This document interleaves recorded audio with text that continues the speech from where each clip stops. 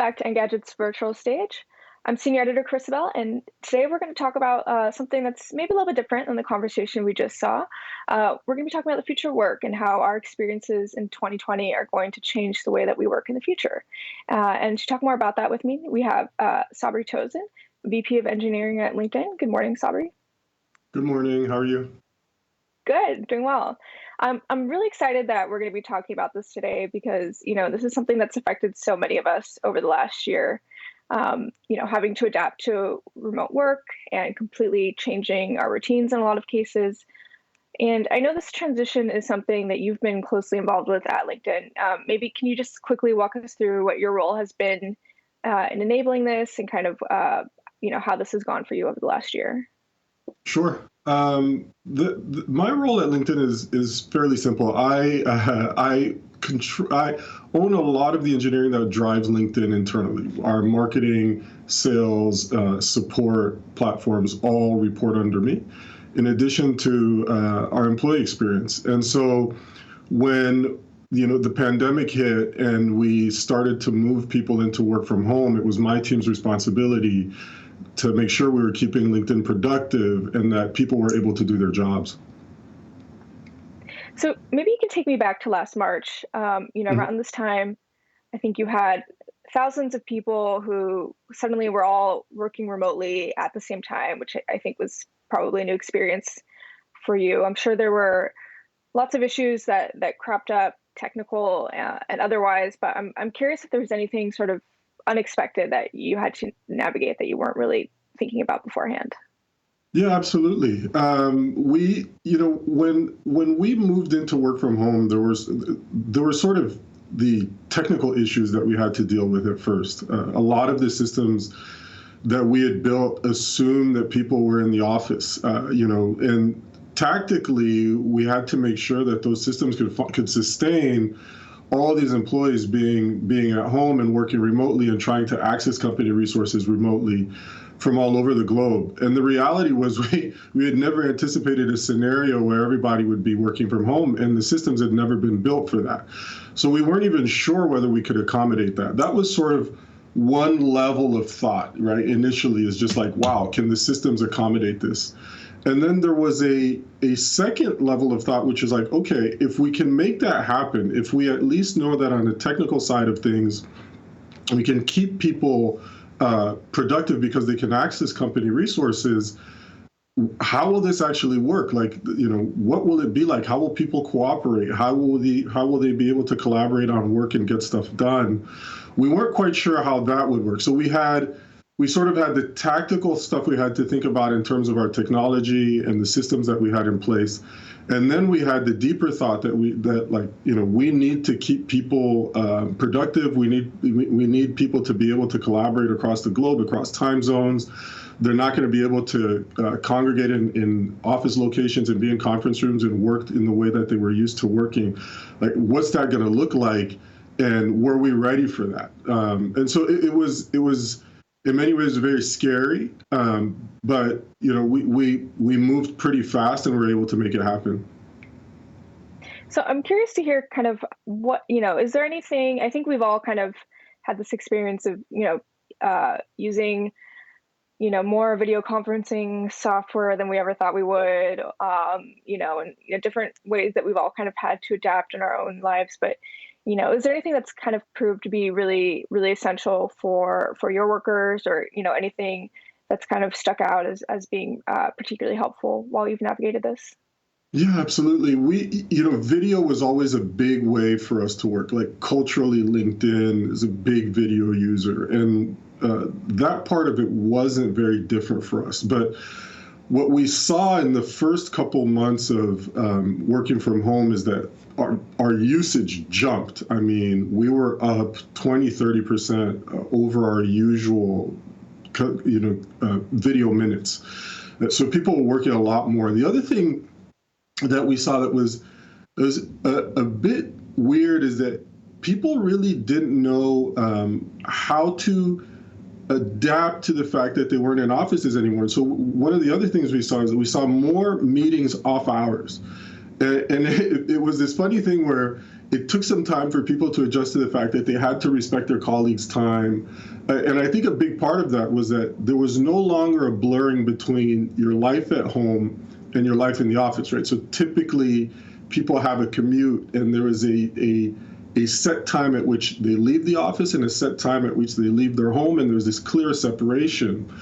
And when we went into work from home, that disappeared.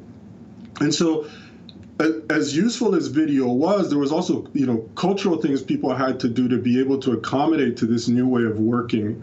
That was one big thing. And on top of VPN and things of that nature that I think are pretty ubiquitous and that people use all over the place, we just had to make sure that we were capturing the signals to know that people could still do their work, and that the experience that they were having was a good one, and that it was frictionless, and that things were not out of reach for them, and that it wasn't too painful to be able to get to certain things, specifically company resources. And so for the most part, video was big. I think the other thing that was very big was the ability to just give people an opportunity to schedule time with one another. One of the things I noticed was that the way we work changed dramatically, right? So typically, people are in one location together, they're side by side, they're able to have conversations throughout the day. And now in this new way of working, every interaction became scheduled. And so on top of just having these tools, there were big cultural shifts that we had to go through, and sort of educating people about how to work in this new world. I think that's a good point, and I think what you just brought up about initially people having to readjust to these new norms and respecting each other's time is something that probably a lot of us have had to deal with. Or maybe in the beginning of kind of moving to this, you think, well, why shouldn't I respond to that email even if it's late? Everybody knows I'm just at home and not really doing anything else, or so I'm curious, kind of, is there anything else that you observed in terms of people's productivity, or kind of how these cultural shifts that you described, kind of affected the way that people were working? Yeah, it's funny you mentioned that, right? Because one of the things we started talking about, we went into work from home around March, and I remember in April we started talking about asynchronous communication, right? This idea that somebody could send you something, but you didn't have to respond right away, and that they were accustomed to the fact that you wouldn't have to answer right away. It's like this, all of a sudden, this novel concept that I think always existed in how humans work and just interact with one another. And so the biggest thing we saw was that in the first few months, productivity actually jumped. So, for a number of reasons, I think the one I mentioned earlier about this difficulty of, discerning between home life and work life, we actually saw in the first 3 months of us working from home, our productivity jumped. People were working longer hours across the board. Our engineering teams, our sales teams, our marketing teams, everybody was working longer. We saw, for example, that even volume of code and the amount of work we were doing from our engineering teams had jumped. And it was interesting because I think on one hand, people are adjusting to the fact that they were at home. They're having a difficult time blurring between when they stop work, when they continue work. But they also realized that now that they were at home, they could just almost work at any time. And trying to do this across the globe and accommodate for time zones was something that, even though we were good about doing this in the office, it wasn't very different from how we had worked before. For whatever reason, in the first 3 months, our productivity jumped. And then after that, what we saw is right after like the third month or so, once we were more into the summer, like I'd say July timeframe or so, and people just started like getting better with this idea that there's a pandemic, I'm going to be at home, I'm going to be working from home.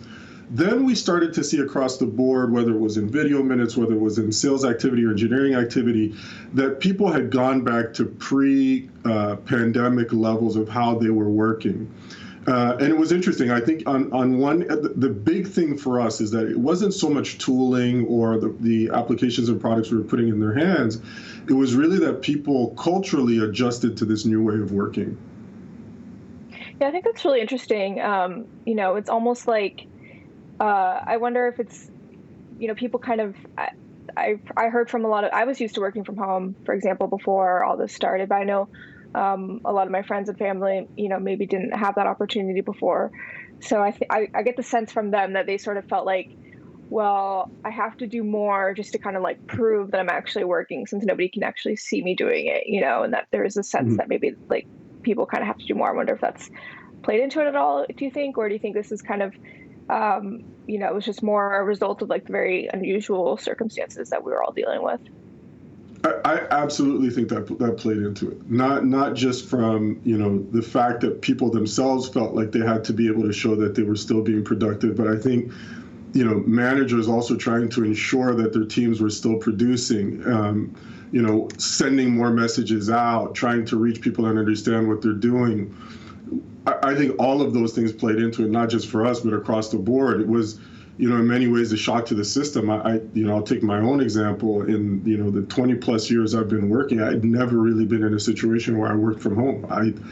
As long as my commutes were, I was always accustomed to being in an office, walking the floor, talking to people. And when we moved into this mode, there was a big question of, for leaders like myself that were very much accustomed to being in touch with their teams and being able to talk to people on a regular basis, like how do you continue to do that? How do you keep those mechanisms going so you still have connectivity between the work that you're doing and the work that your team is doing? And so I think people over-indexed on after hours work. They over-indexed on making sure that it felt like they were still working. And I think the other thing that was happening, and maybe a lot of people don't like to talk about this, but the pandemic scared people in terms of company revenues and the idea that my company might be in trouble now because all of a sudden we're in this terrible situation. Stock market's not doing great. And so people, I think, in many ways also worked harder because they were afraid to lose their jobs. And all of those things in combination really weighed on people's minds and I think altered their behavior, but also changed the way they were working. So I want to start looking ahead now. I think maybe we're at a point where we can start to think about what our work life is going to look like post COVID. Maybe we don't know exactly when that will be, but I think a lot of us are kind of starting to think about, a future where maybe we can go back to the office. I'm curious, what have been your big takeaways in terms of what this will look like, going forward once, we have a little bit more freedom in terms of our setups. How has your thinking about work changed over the last year? Sure. When we surveyed employees at LinkedIn to try to understand how they were thinking about us eventually being back in the office and sort of what they were feeling, I would describe to you sort of a bell curve in the responses, right? So on one extreme, we have a small population saying, please get me back in the office. My work from home situation is not great, maybe because of distance learning with children, or maybe they live alone. This population desperately wants to be back in the office. And then on the other side of that, I think there's another small portion of the population that's saying to you, I love this. I don't have a commute anymore. I can connect with my family. And I've never been as productive as I am right now. I desperately want to work from home. And in fact, I'm never coming back to the office. And then the vast majority of our employees are now saying, listen, I want flexibility. I want to be able to decide when I'll be in the office. I've proven that I can be productive from home. I've proven that I can collaborate with my peers when I'm remote. And so I want the flexibility and I want the freedom to be able to decide when I'll be in the office. And so when I think about the future, I actually think that we have to think about providing flexibility and providing solutions that allow people to be productive from wherever they are. This idea that location independence is key. The experience that I have at home, the experience that I have in a cafe, or the experience I have in an office is a similar experience no matter where I am. That accessing my work and my ability to be productive is not hampered by my physical location, and that everything has been set up for me to be productive and for access to company resources to be frictionless for me wherever I am. This, I think, is going to be a big shift. I also do believe, though, that ultimately human beings are social, and our ability to collaborate with one another, to be in the room, so to speak, exchanging, whiteboarding, and doing things of that nature where we're collaboratively building products and innovating is something where we'll still need that need to physically be in the same place. Like I don't think that's going to go away completely. And so I think what we have to figure out is how to live in this world where we're moderating between the ability to keep people productive from home and wherever they may be, but also giving them an opportunity to be in the same location and collaborating and actually getting work done. The last thing I'll touch on is that when in the current way we work, where every interaction is scheduled, where you don't run into people in the office, or you don't have your coworker sitting next to you where you can just talk to them for a second. Like when everybody is working from home, the only way to really interact is to schedule that interaction. Those scheduled interactions are very fatiguing. They're not sort of natural, so to speak. They're not how we're accustomed to working. And so as much as we've proven that we can do this, the big lesson for me is being able to provide a world where you have both, where you can still create the ability to have those natural interactions and for people to be together, but also for them to not feel like their interactions have changed so dramatically that it's not how they're used to working and interacting with their peers. I think that's a good point that you bring up, and I think something a lot of people can relate to in terms of missing those sort of in-person exchanges. And it strikes me that if you're suddenly going back to work and you're kind of getting to experience that again, you might think about it a little bit differently. Suddenly if you have a world where your schedule's flexible, you can kind of choose when you want to be in the office and not. It's a little bit different because you go, you get to work and you know that everyone who's there is there because they really want to be there, like on that day. And maybe that kind of could, change a little bit the culture in terms of, how people work together in person. Like, are you thinking about, kind of whether you want to enable, like, do anything kind of culturally to sort of, get people to kind of, more in this sort of headspace of, you really should take advantage of, being able to be around each other and like realizing how valuable that is. Yeah, 100%. I mean, on that note, let's just take the simple example of like this idea that you have a desk, so everybody thinks of themselves as having this workplace that's, they have their desk and it's very personal and, maybe they have pictures of their kids or whatever, but they've always worked this way. And if you sort of think about it differently and you take your question and sort of try to say, okay, what would be a different paradigm for that?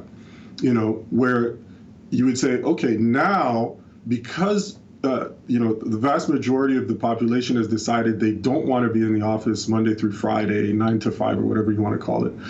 Space utilization is different, right? Like, how do you actually think of people's desks? And for years, we've talked about just-in-time space and hoteling and all that. But imagine now where, as a team, as a pod that collaborates together, you say, listen, you know what, Carissa, we want to be in the office together on Wednesday. And it works for, the group of 5 or 6 people that you're working with.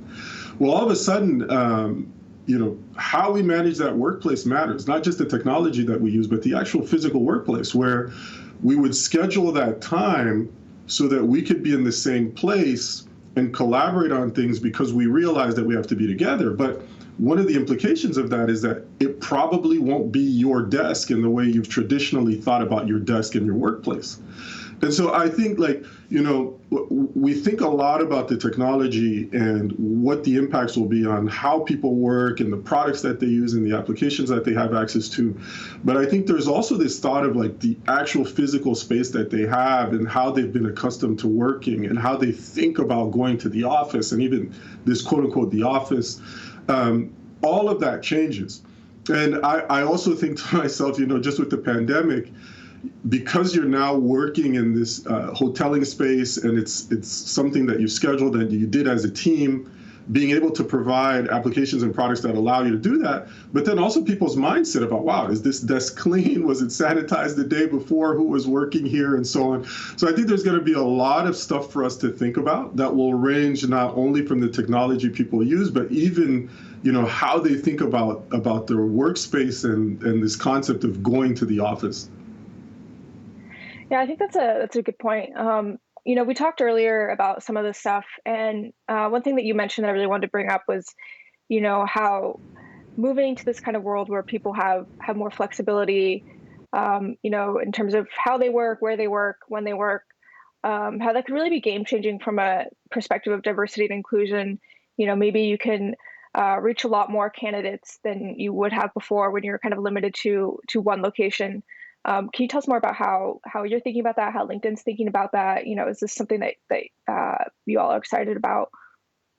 Yeah, we're very excited about this prospect. I think that in many ways we're trying to understand how teams can be geographically displaced and still work together. I mean, we've always had this, like we're a global company, but the thought now that we could attract talent in other parts of the country across the globe because that talent isn't forced to move is very, very interesting to us. We know that a big part of where you work is where you live, because outside of your actual work hours, there are social ramifications that come into place, whether you have family someplace or whether socially that quote unquote scene is better for you. Whatever the case may be, the thought now is that by being able to show that teams can work remotely, that we can make people productive, but also that there's an acceptance that teams won't always be in the same physical location and that they'll figure out how to make this work. And that, for close to a year now, we've been able to make that work. It allows us to start looking at candidates across the globe in ways that we weren't able to do before, or let's say we were able to do before, but maybe we were unwilling or a little bit fearful about doing.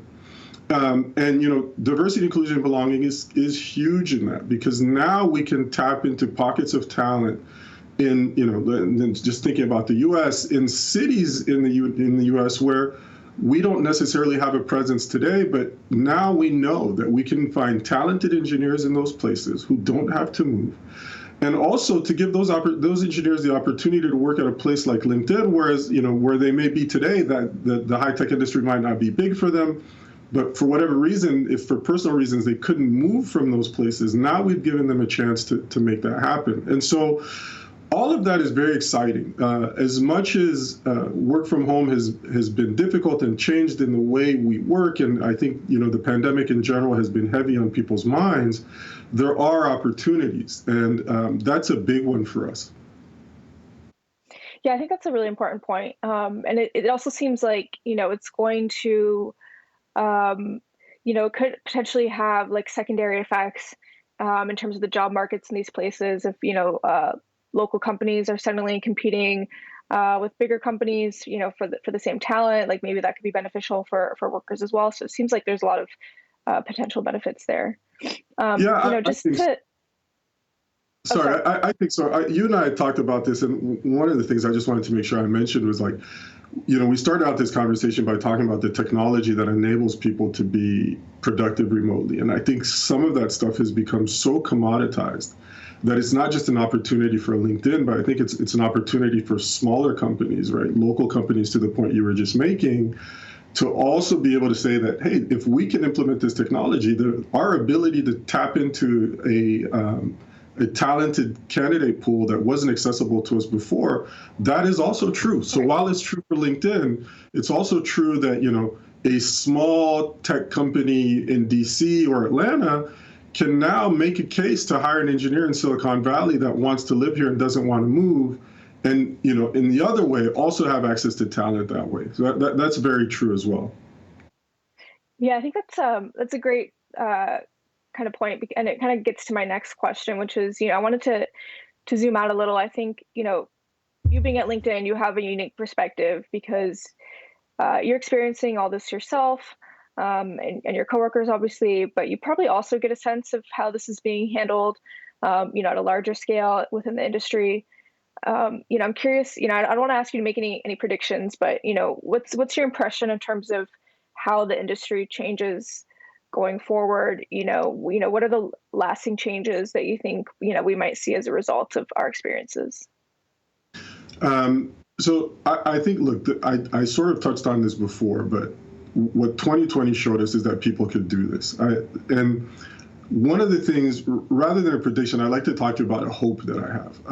One of the things I hope for is that people start looking at signals. So, and what I mean by that is that teams that are focused on employee productivity and making sure that companies are productive because employees are able to work with applications and products that make sense for them and that the work that they're doing, that teams are better about collecting data to understand how productive people are without inundating them with surveys and trying to get a sense necessarily of their sentiment and, do you like using this and do you like using that?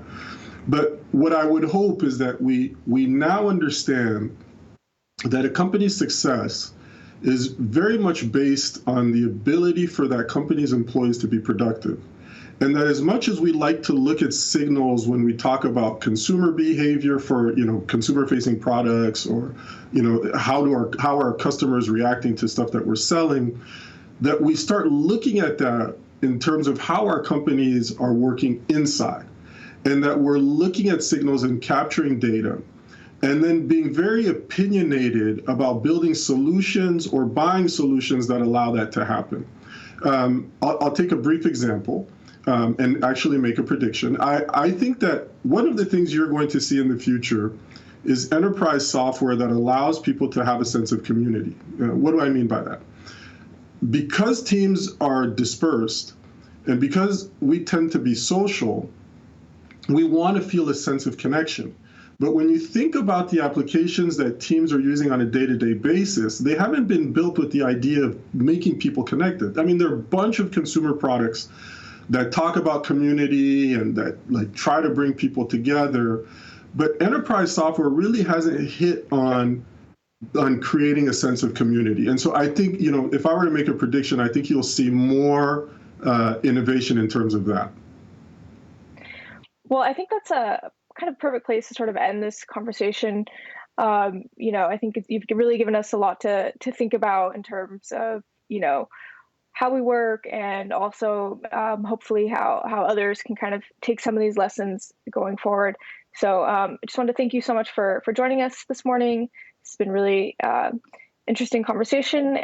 So thank you for joining us, and just hope everyone else stays tuned. Coming up next, I believe we have the Engadget podcast. Thank you. My pleasure.